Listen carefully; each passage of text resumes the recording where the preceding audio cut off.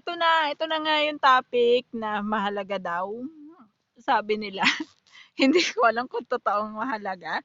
Kasi nung pumunta ako dito, may nagtanong kasi sa akin sa ano natin, sa YouTube. Comment natin 'to, comment. Sabi niya, "Puwede po ba diyan ang GCash?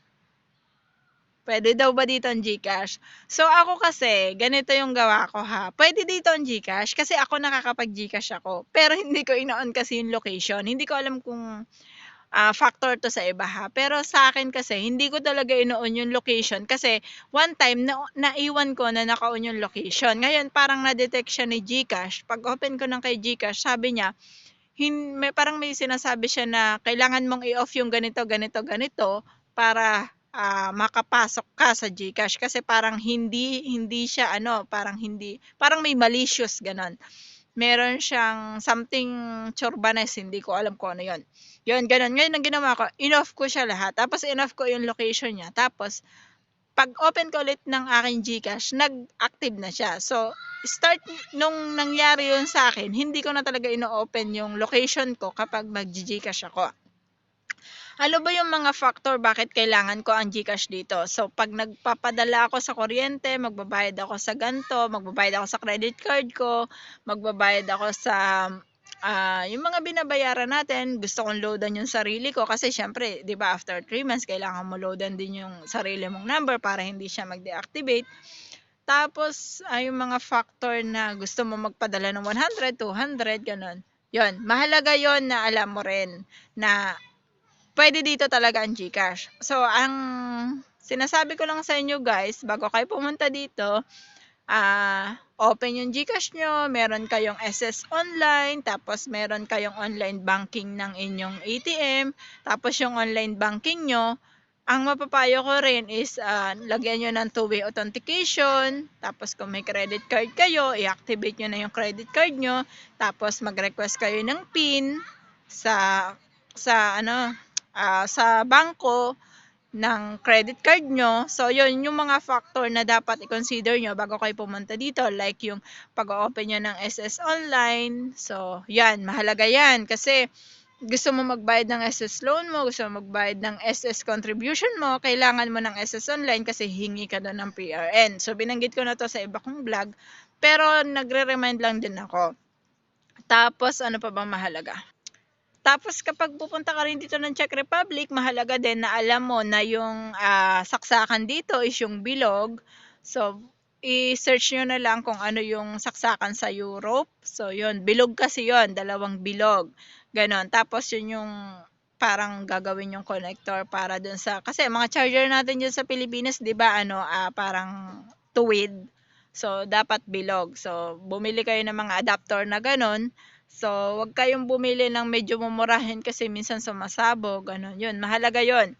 Tapos pagpunta nyo rin dito, kung gusto nyo ng mga sinigang mix, kasi mostly yan kasi yung mga request ng mga nandito na, mga sinigang mix, kasi gusto nyo na magsinigang, gano'n. 'Yun, mahalaga 'yun. Magdala kayo kung gusto nyo lang, mga magic sarap kung mahilig kayo. Pero meron naman dito. Kaya lang syempre, minsan merong mga Pinoy na bakit di mo sa akin sinabi na ganun, ganun, ganun? Nagpapayo lang naman po ako. Yun. Tapos, mahalaga rin na alam nyo na yung pagpapadala dito sa Czech Republic. So, yun nga po, binanggit ko sa inyo.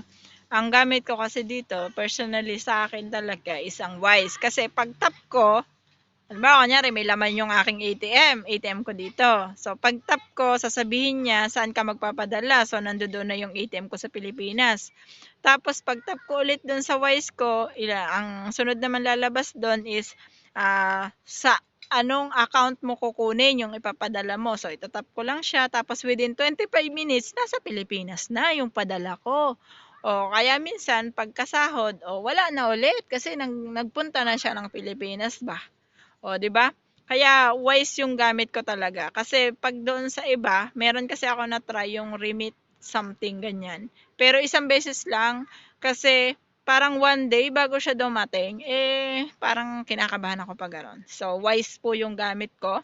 So far, so good ang Wise. So, kung gusto nyo malaman kung ano yung Wise na tinutukoy ko, ilalagay ko sa description below yung kanyang link para mapuntahan nyo yung Wise na yon. Then, i-download nyo para pagpunta nyo dito, may Wise na kayo, makapagpadala agad kayo.